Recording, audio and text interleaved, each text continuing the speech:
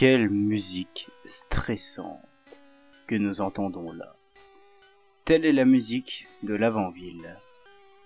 L'Avant-Ville, la ville qui porte le nom de la lavande, la ville avec une musique si particulière, musique qui dans Pokémon Vert, au Japon, aurait rendu malade, fou au point de se suicider des enfants japonais. Un mythe, une réalité, une légende. Qui sait? Qui sait si vraiment cette musique nous cache quelque chose? En tout cas, nombreux l'ont démenti, comme Pokémon Trash. Le lien sera dans la description. Et oui, en effet, nous sommes à l'Avant-Ville et cette ville est bien très spéciale dans le monde de Pokémon, car c'est ici que le jeu prend une tournure bien plus sérieuse. On a déjà abordé Carmin-sur-Mer avec le Major Bob, comme quoi il y aurait peut-être eu une guerre à Kanto, entre Johto et Kanto, les deux régions frontalières, mais ici, on va directement faire un parallèle avec la mort. Car l'Avant-Ville est placée sous le signe de la mort. Oui, c'est à l'Avant-Ville que viennent les dresseurs se recueillir sur la tombe de leurs Pokémon. Leurs Pokémon défunts au combat, comme ici, à la tour Pokémon. Tout nouveau Scope-Sylph. Voir l'invisible, Sylphesar. La tour Pokémon, c'est cet édifice. Ce panneau doit nous le confirmer. Paix à l'âme des Pokémon. Tour Pokémon.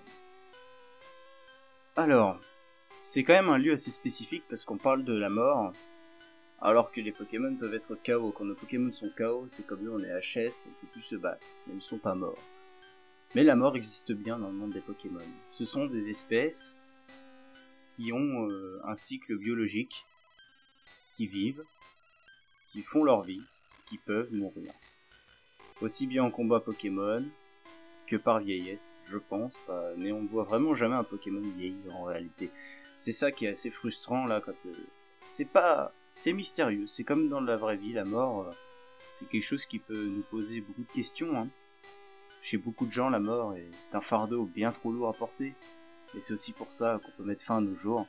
Enfin, c'est un sujet tabou, un sujet très mystérieux, un peu fou, et vraiment qui inquiète beaucoup de monde, beaucoup plus de monde qu'on ne peut le croire. Des spectres sont apparus dans la tour Pokémon. Ils doivent être les esprits des Pokémon tués par les Rockets. Et en plus, on apprend que la Team Rocket, elle serait derrière des meurtres de Pokémon. Alors vous imaginez un peu des malfrats, la mafia presque derrière tout ça. Crois-tu au spectre? Non. Tu as raison. La main toute blanche sur ton épaule est fausse, alors. La main toute blanche. La main blanche. Il y aura aussi d'autres significations si vous regardez la vidéo de Trash, mais si dans Pokémon version vert, il y avait un Pokémon qui était codé pour être un Pokémon main blanche. Et dans Pokémon Origin, si vous avez regardé le lien que je vous avais mis, il y a aussi cette fameuse main blanche qu'on voit sur l'épaule de Red. C'est assez troublant aussi. Cette ville est le cimetière de Pokémon. La tour Pokémon est le lieu de recueil. Voilà, on nous annonce vraiment la couleur. Et si l'Avant-Ville s'appelle l'Avant-Ville, et si la couleur de la lavande a été choisie, évidemment, c'est que le violet est la couleur de la mort dans la culture japonaise. Et oui, c'est pas par hasard. Rien n'a été fait au hasard, cette couleur violette inspire la mort, reflète la mort, le deuil, la tristesse. Changeons de musique avec le son de Pokémon. J'ai vu la mère de Osley se faire tuer par la Team Rocket. Donc là on apprend aussi que un ossature serait décédé sous les coups de la Team Rocket. Les Osley portent un crâne, non? Certains seraient prêts à en payer le prix fort. Donc ce serait aussi pour ça que la Team Rocket s'intéresserait à Osley. La Team Rocket ferait n'importe quoi pour de l'argent. Voilà, vous voyez. Alors on nous annonce un peu la couleur. Donc, c'est quand même assez... Et là, ici, la maison de Monsieur Fuji. Monsieur Fuji, on en reparlera plus tard, mais pour l'instant, on n'en parle pas plus en détail. Ce sacré Monsieur Fuji n'est pas là. Où est-il? C'est pas comme si on nous parlait depuis tout à l'heure de la tour Pokémon. Voici la maison de Monsieur Fuji. C'est vraiment un chic type. Il est là à la recherche des Pokémon orphelins et abandonnés. Voilà, quand je vous parlais comment voir les hommes, les Pokémon, les animaux, on est totalement dedans. En réalité, que les hommes se comportent de la même manière avec les animaux et les Pokémon, c'est pas étonnant. Parce que l'homme se croit réellement tout supérieur en tout point à quiconque qui peut l'entourer, alors que c'est totalement faux. Et ça va vraiment se voir dans cette ville, dans tout cet univers qu'on va découvrir désormais. Psychoquack, y a-t-il Osley par là? Non, il n'y a pas de Osley. Je pensais qu'ils auraient mis le Osley comme dans Pokémon Origin, mais non. Ce n'est pas totalement ça. Je déteste ces méchants Roquettes. La pauvre mère de Osley. Elle est morte en essayant d'échapper à la Team Rocket. Ah bah voilà, le Osley. Et ici, ouais, c'est le mec pour les surnoms. Voilà, c'est pour ça que ça change aussi de musique, ils sont pas... On va rentrer dans cette tour Pokémon. Parce que nous-mêmes, jeunes dresseurs que nous sommes, nous n'avons pas de père.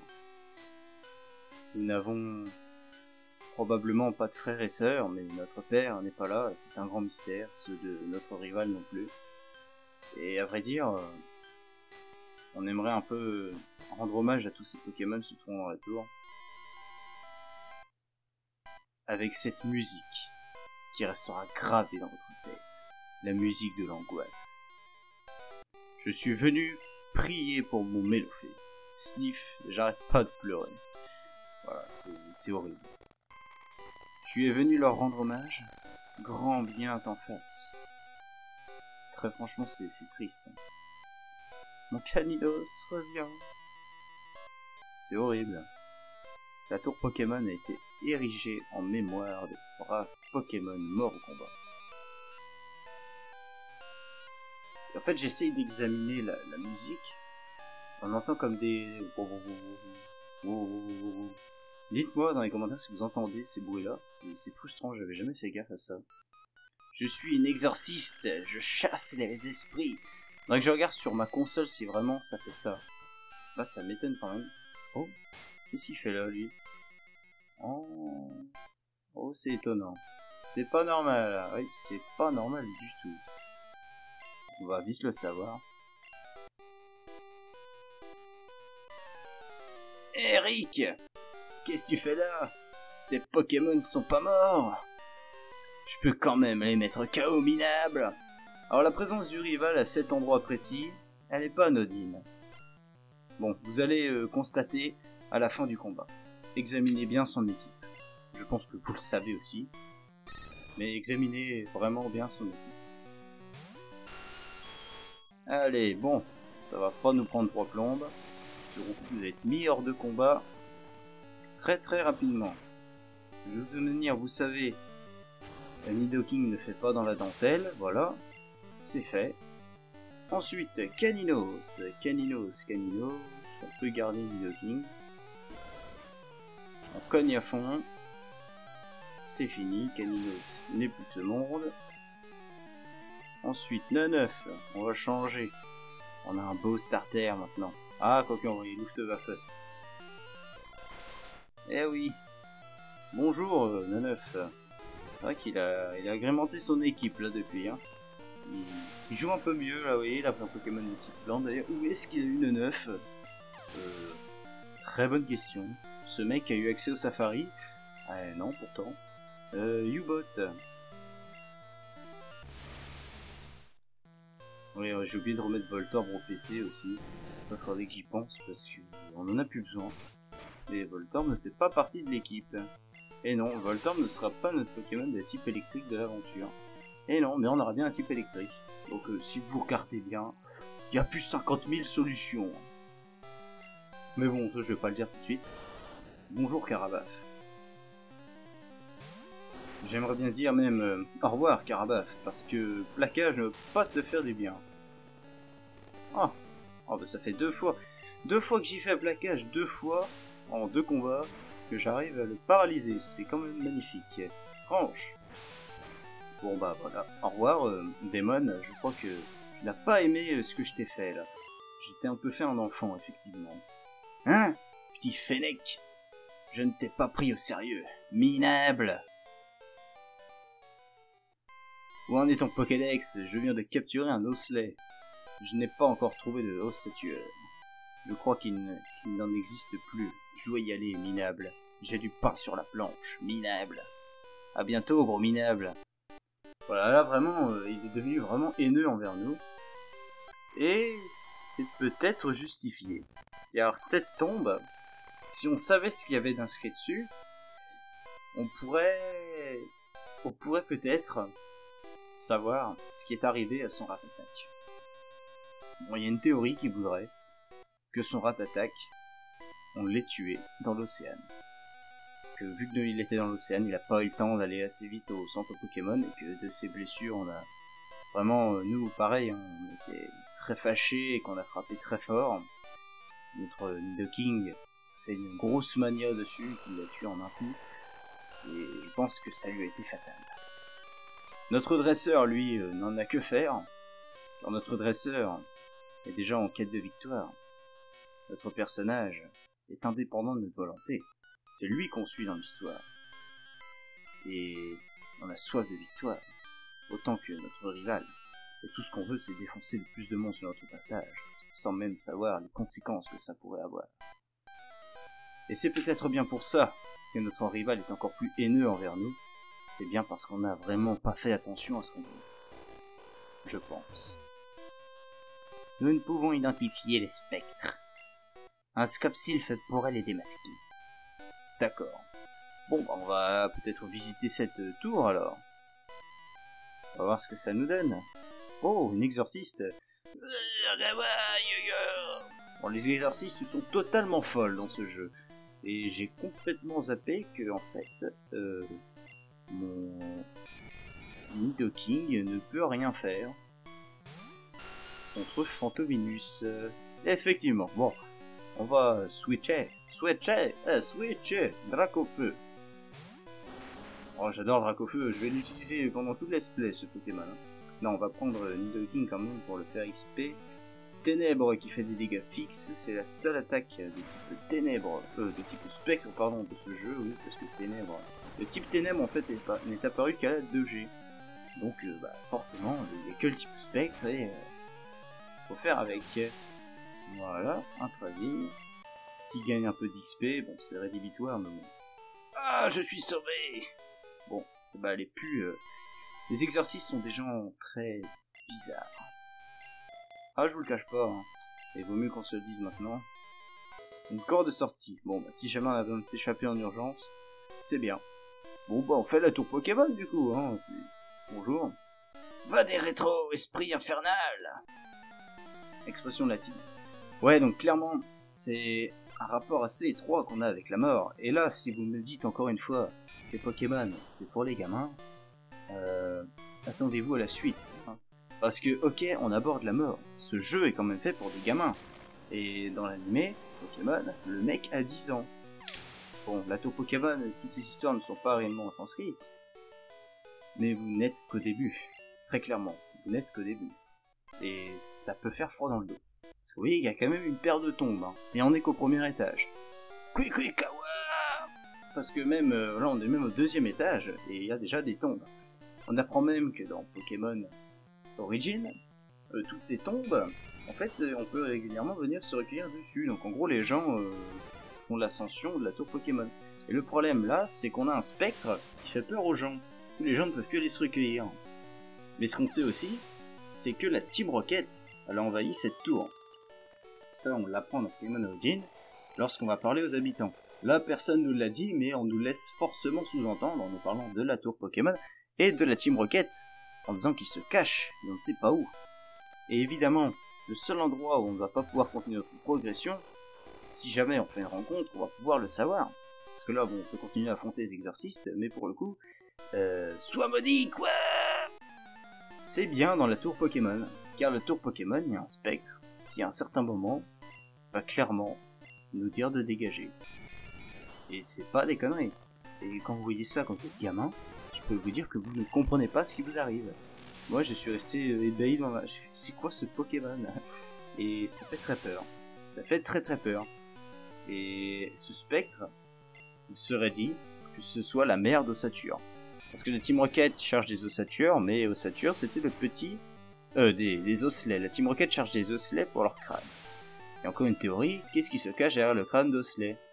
Quand un bébé Kangourex, certains diraient, un autre Pokémon. Ou même dire que Osselet a le crâne d'un Kangourex. Il y a beaucoup de théories là-dessus. Ne me frappe pas! Voilà, faut se dire que notre héros doit être un peu débile, hein, mais franchement fou, hein. Parce que là, pour s'aventurer là-dedans avec des exorcistes et tout de partout, j'aurais peur, moi. Clairement, pas que vous pouvez dire que je suis une tapette totalement, mais là, wow. Et là, très franchement, ça peut faire très peur.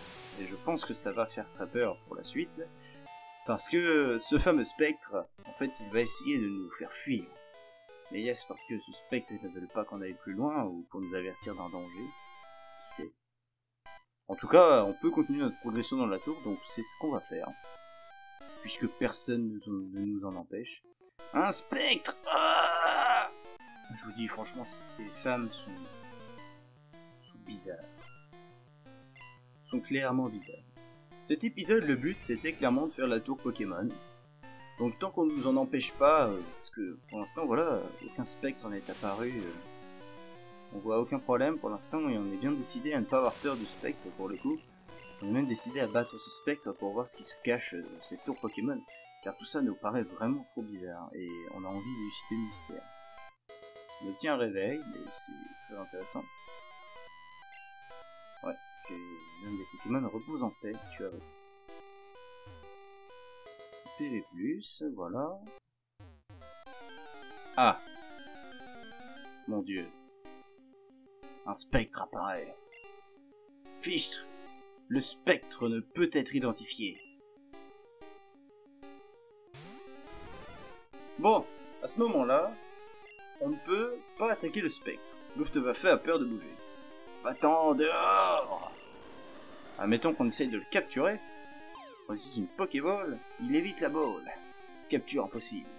Va-t'en dehors! Il essaye de nous faire fuir, mais admettons. Je regarde le résumé de mon Pokémon.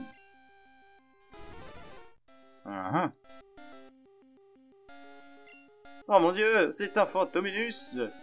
Est-ce que je peux l'attaquer? Il a peur de bouger. Va-t'en dehors, est-ce qu'on peut le capturer? Oh, on ne peut pas. Capture impossible. Donc, voilà, un petit bug que je voulais vous montrer avec le spectre, voilà. On peut prendre la fuite. Voilà. C'était les bugs marrants de la 1G. Moi, je trouve que c'est drôle. Alors après, libre à vous. Mais il me semble qu'on peut fuir le spectre même comme ça. Le spectre n'a pas de cri, rien. Rien, que dalle. Et il faudrait tester si avec un repousse, ce fameux... Parce que, en vrai, les Pokémon ça les empêche pas d'être dans la tour. Mais on compte que le spectre, parce qu'on n'a pas de Scope Sylph. Et du coup, le spectre peut se cacher derrière n'importe quoi. Et on ne sait absolument pas c'est quoi. Et vu qu'on n'a pas le Scope Sylph, en fait, c'est juste le bug parce que forcément, quand le jeu génère le spectre, il faut bien qu'il sélectionne un Pokémon au pif. Et en fait, le jeu, je pense qu'il a, vu qu'il a vu qu'on n'avait pas le Scope Sylph, il s'est dit qu'il peut pas avoir les Pokémon. Donc, il va avoir les Pokémon sous la couche du spectre, en fait. Mais le spectre, c'est pas un Fantominus, hein. Pas du tout. Et vous verrez. Je vous l'ai dit que c'était la meilleure d'ossature. Là, c'était en fait, c'était pour faire le test si on pouvait le capturer ou même l'attaquer comme ça, mais non, ça reste toujours le spectre. Cette icône permet de nous soigner. Approche, enfant, j'ai scellé cet endroit grâce à ma sainte magie blanche. Tu peux te reposer ici. C'est peut-être pour ça qu'en fait la tour Pokémon est blanche, que les exercices sont blanches d'ailleurs, parce que la magie blanche, ça signifie quoi? Hein? Parce que la magie noire, ça signifie quoi aussi? La magie noire, c'est une magie démoniaque, une magie interdite. Parce que dans les séries comme dans Vampire Diaries, on sait que les sorcières, c'est une fratrie. Enfin, une fratrie, oui, c'est des descendants de sorcières, etc. et elles doivent toutes respecter un code d'honneur. Donc elles ont toutes un manuscrit, comment on appelle ça chez les sorcières? Ah ouais, je sais plus. Un truc avec les sorts de marqués dedans, j'ai plus moyen de me rappeler. Eh bordel, je ne sais plus. Comment ça s'appelle? Un quoi? Comment on appelle le livre et tous les sorts de magie? Bref, donc, avec le livre et tous les sorts de magie, putain, c'est quand même fou de pas savoir comment ça s'appelle ça. Les sorcières, elles ont Poyé Polévi, le mal est parmi nous. Et ces sorcières, en fait, elles peuvent utiliser les sorts qui sont marqués dans ce livre, dont je me rappelle plus le nom. Je le confirmerai dans le prochain épisode. Et du coup, grâce à ces sorts, elles peuvent accomplir des choses. Mais les sorcières travaillent avec la nature. Elles obéissent aux forces de la nature. Mais elles peuvent très bien les enfreindre. Mais la nature rétablit l'ordre quoi qu'il arrive. Donc en clair, la magie noire, ce serait tout ce qui désobéirait aux forces de la nature, tout ce qui serait contre nature. Vous comprenez? Et c'est ce qui est notamment expliqué dans la série Vampire Diaries. Je ne sais pas d'où ils tirent toutes ces informations, certainement de grimoire, voilà. C'est un grimoire. Ah, j'y pensais, grimoire. Donne-moi ton âme. Alors toi t'es un démon. Donc oui, forcément, le grimoire, il y a des grimoires de magie noire et il y a des grimoires de magie blanche. La magie blanche, c'est celle qui est en accord avec les forces de la nature. Mais la magie noire, clairement, elle est interdite. Elle est même, selon les dires de la série, supposée être dangereuse pour celle qui va l'employer ou pour celui qui peut l'employer. Donc après, c'est à double tranchant. Et tout sort de magie noire utilisé, la nature le rétablit, et les esprits le punissent. Parce qu'on a pu montrer que les esprits de sorcières, d'exorcistes, enfin de ceux qui savaient maîtriser la magie, étaient capables d'hanter les lieux comme les châteaux, etc. Les lieux de leur mort ou un lieu précis, et leur force est encore émise dans la nature, même si elles sont mortes, par la force de leur âme. Tout simplement. Donc ça c'est encore un chapitre que je trouve hyper intéressant. Ça veut quand même nous dire que la magie serait quelque chose d'entre guillemets naturel.